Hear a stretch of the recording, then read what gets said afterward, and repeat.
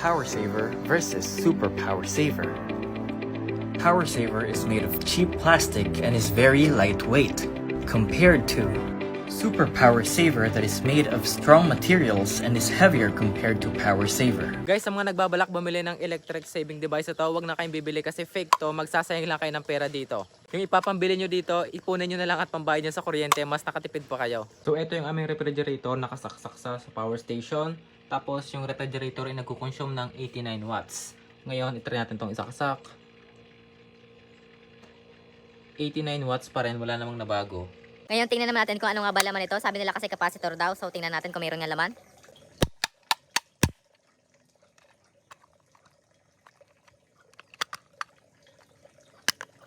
Oh.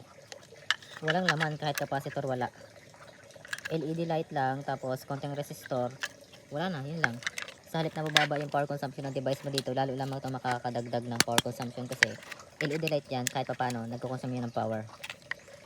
Wala. Sa mga gumagamit na nito, ang tanong, nakatipid na ba kayo? While with Super Power Saver, you can save up to 60% of your electric power usage. Save more with Super Power Saver.